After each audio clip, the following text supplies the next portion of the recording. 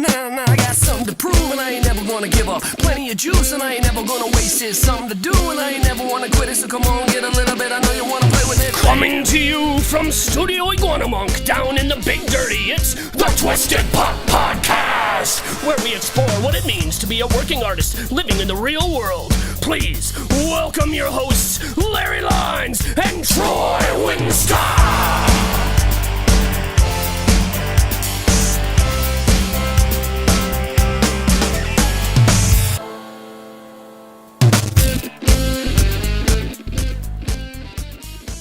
There's.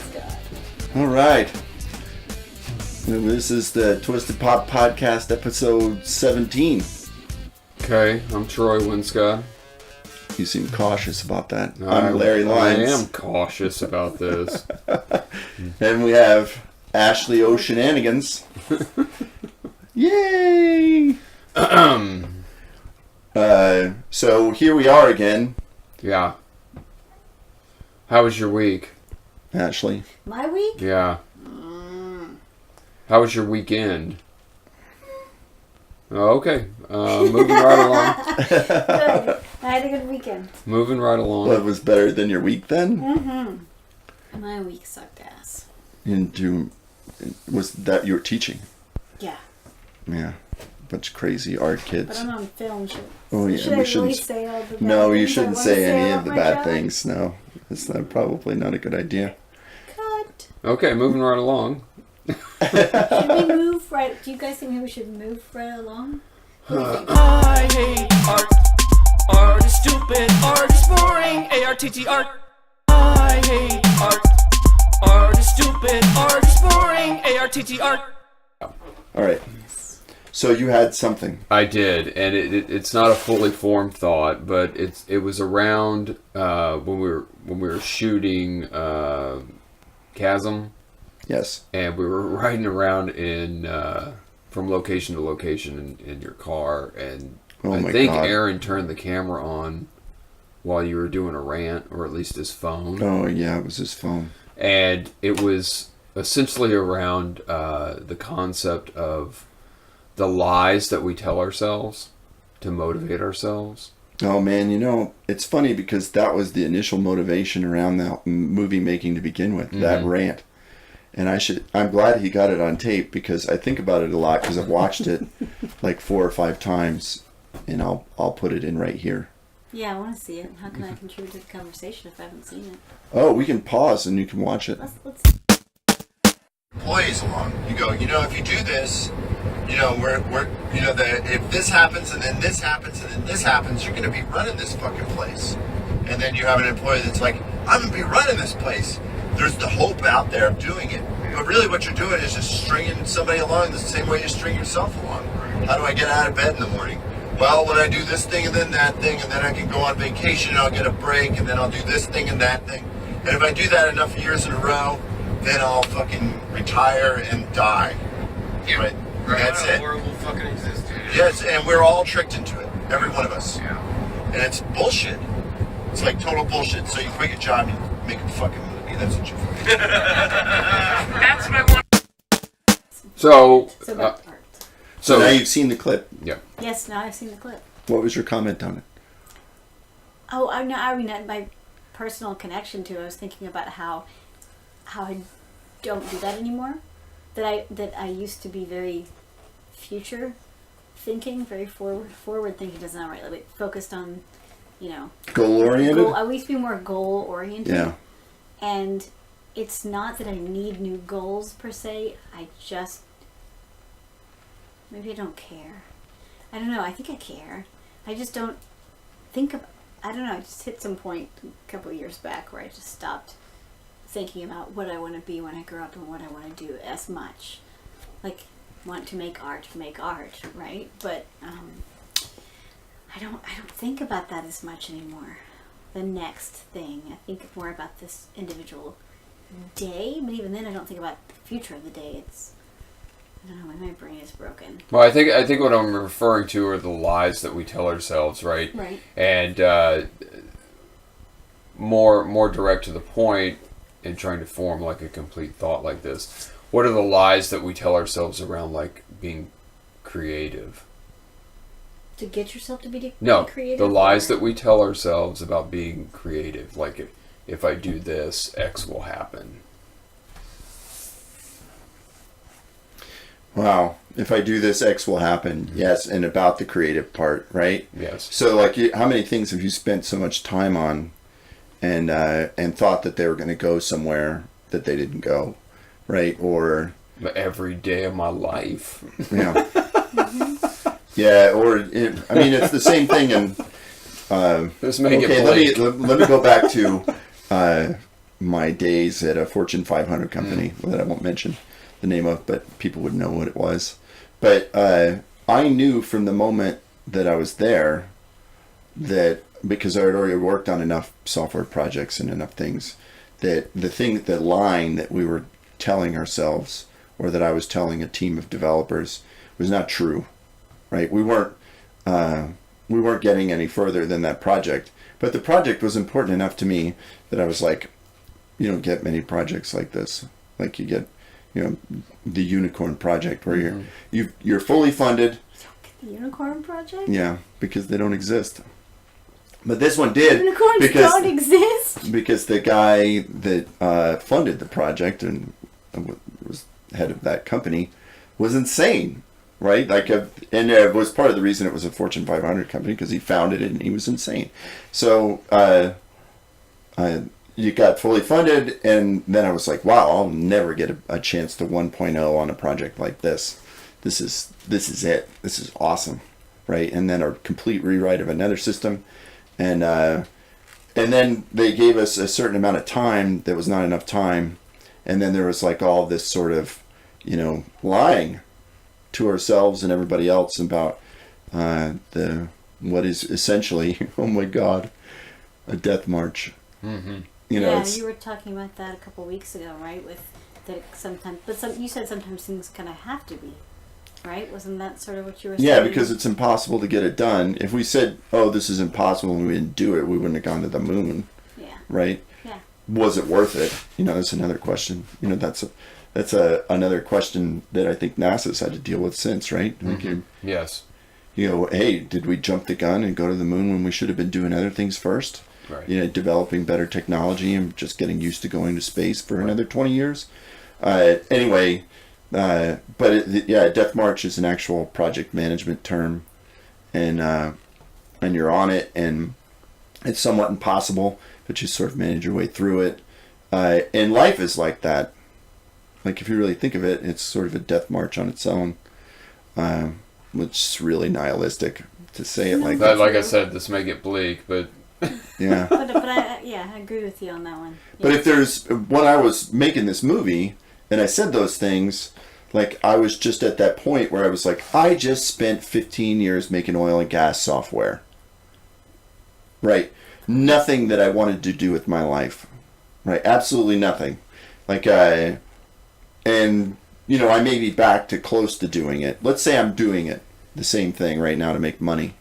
At least I've stepped out there and fucking put myself out there for something that I actually wanted to do, rather than what I've been telling myself, which is, in a couple of years I'll have enough money and free time to be able to do this. You're not putting it off anymore. Yeah. At least you're doing something. And that's what you're talking about, like with you're teaching and you're doing shit like that, but it's you're making art. You're actually doing it. Yeah. You're making the art, and it gets out there. And I lied. I mean, I'm not entirely not forward thinking. I think in some areas I try not to be, in a lot of areas I'm not. But I think everyone still naturally sometimes thinks about this, a result that they assume they're going to achieve, which but they don't very often. But you really think about some of this stuff, and then I was thinking, well, let's go back to, even some of the scenes that were in Breakdown, which is the other movie, which is a phone call I had with Troy, because Troy happened to call me at a really dark moment while I was at work at a big campus, and I was sitting there going, what have I done with my life? What the fuck have I done with my life? Yeah. And welcome to my everyday. And so he goes, "What's going on?" And I was like, "I could do anything but this." Like, and I had to go outside because I just started ranting. I was like, "I could literally do anything but this. I could dig a ditch and it would be better for me than this." And that was sort of the where the cascade started. It started long before that. You were there, and then. Oh man! And then I was just like, I've got to do something else, or I'm not going to be able to function anymore. Like and I think we all hit places like that. Like Yeah, most definitely. even in things that you want to do. Yeah. Like where you're just like, this partnership is no more. Yeah. Like I can't do this anymore. Like it's not a unique feeling. Yeah. But I think of all of my job history as like 1 year here, 1 year there, and or even less. Right. Or, 4 years being my longest anywhere, and really, I have to count that 15 years of it I was doing the same thing. I was just doing oil and gas software, and you can't say that I didn't accomplish something and it didn't feel good, because it did, but it wasn't ever something that I wanted to do. Right. It was just, oh, you'll give me more money than I've ever made before? That's great. Thank you. I will live better now. So what are the lies that we tell ourselves on why we're not doing creative things? Why don't you say that one? Yeah, this is my question. I know. Well, I mean, but I want to hear your answer too. I feel like you have a thought on it already, which is why this you're is asking. this is my train of thought, really. This is your train of thought. It's more rhetorical in your own head. I think so. Like, so what are the lies we tell ourselves about? Yeah. I'll probably go deeper than that, but like, the biggest lie I could tell myself is that I don't have to do it. Like that, if I go, I don't have to do anything creative. I can do these other 50 things, and they feel good because I have a checklist, and it's like that fucking game in Star Trek. Mm-hmm. Where they're playing the game and they're all like get addicted to it, and you're like, Star Trek reference on Star Trek night. I mean, it's the new Star Trek night. Yeah. So they all get addicted. Commander Riker is like sitting there with the game. You put the things through the hoop, and he goes. Anyway, I could do that with checklists. If I put together a list of 50 things that are pretty epic, by the end of it, I'm like, yeah, I feel good about myself.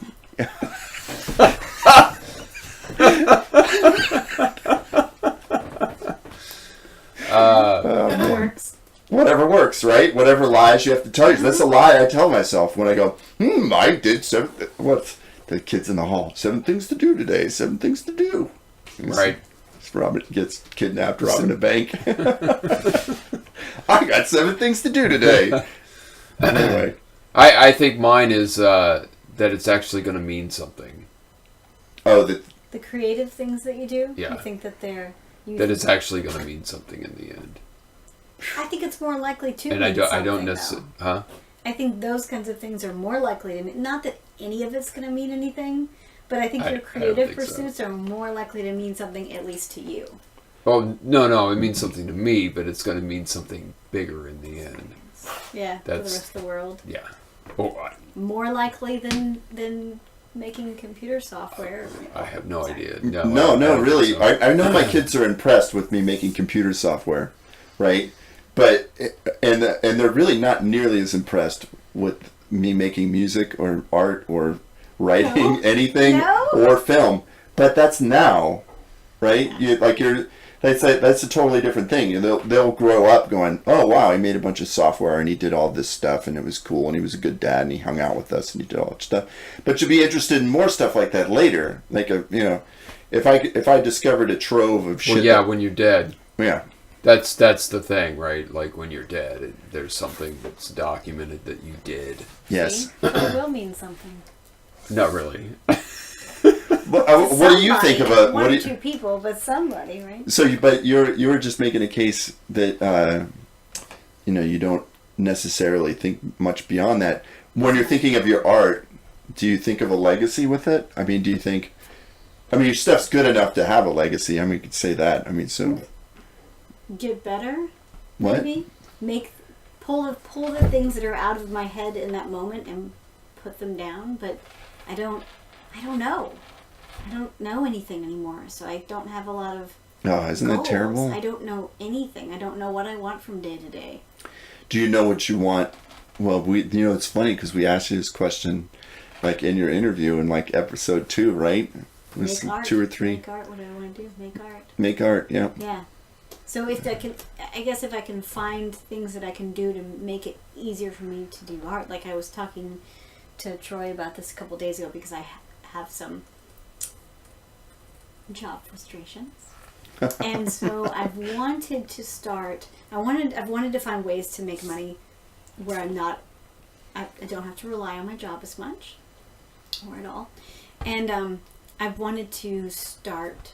Like I've thought about. I've got 10 years experience teaching kids, and I can make a whole lot more money if I can do some sort of private lessons after school, summer school kind of thing, over working a whole lot less. I ran some numbers, and if it was as successful as it could be, like if it worked to its like maximum potential, I could make twice as much money in maybe half the time. So, but it is one of those. It's the same thing, right? Where you go, oh man, I'm looking for my way out of here. Yeah, right. and that's why I started doing some forward thinking so I could find that way. But I still have a better job as far as like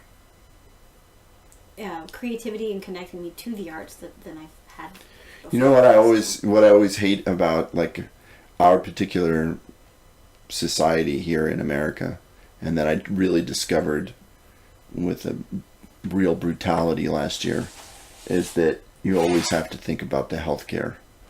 Like if you're making anything and you own anything, you have to think about healthcare, and that means that you have to make at least twice what you're making in having healthcare right now, which is awful. If you want to have healthcare.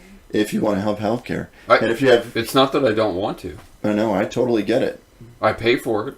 Yeah. Like every tax. I mean, I pay for it, but until they solve it, I mean... Yeah, I mean, the amount of money... Not solve it, because I don't know if it's... Crazy expensive for teachers, too. I mean, they won't cover children or spouses or anything, so if you have anyone other than yourself on there, they don't chip in at all, okay. Which a lot of big companies do. Moving back to the lie. Well, that is part of it. No, that's absolutely, but I want to stay surface on the you're right. the It's non-political. not very creative. But it's hard. This is actually part of what you're talking about, because now you're in a rabbit hole. You're like, I need to get out of what I'm doing. Yes. And this is the same cascade. So now you're up here. I need to get out of what I'm doing. Okay, now I'm going, and then you're like, I have healthcare, I have all this shit, and you're like, oh my god, I got to do all these things, and now you're like, if I work harder as an artist, then I'm able to market things that are good. You go. And I'm able to market enough of this art and make things that people want. Now I'm doing nothing different than I was doing to begin with. Yeah. That's the biggest lie, is that like you think that you can get to a point where you're more satisfied with like your market potential because you're doing something else. There you go. Right, that's the biggest part of the lie. Yeah. And yeah. No, yeah, I totally see that. That makes sense. And it's awful and brutal. And then, even the stuff that Mark Thorgerson was saying in his interviews, like, because that was his whole problem, right, with his 20s, is he was like, I have to figure out the economics here. Like, I really don't understand why I have to make money. Right. I've heard Aaron Trump say stuff like this. Like, man, if I had this money problem figured out, then it would be okay. Yeah. If I had this healthcare thing figured out, if I had this, Yeah. When I chose to buy this house with the big art studio, I chose to have a job where I have to make more money. I could have, I was going back and forth between I just, made money off selling that other house through the divorce and everything, and I thought, oh, okay, I have a choice. I can rent and kind of coast through life for a while and I could have done more art things, or I could buy a house. And so I wasn't going to buy a house. But then when I came across a house with a giant art studio, I was like, oh, I have so many things I could do with this. No, it's the same. It's the same with us. I mean, when I was making this rant, our plan at the time was to sell the house and make just an empty shop building and move into it, and then start putting sheetrock on the walls until the whole thing worked out, and really just sort of downsize everything. But then I really started, as the reality of whether the city was going to let me do that, right, and all the other things, because I was still going to have to borrow money.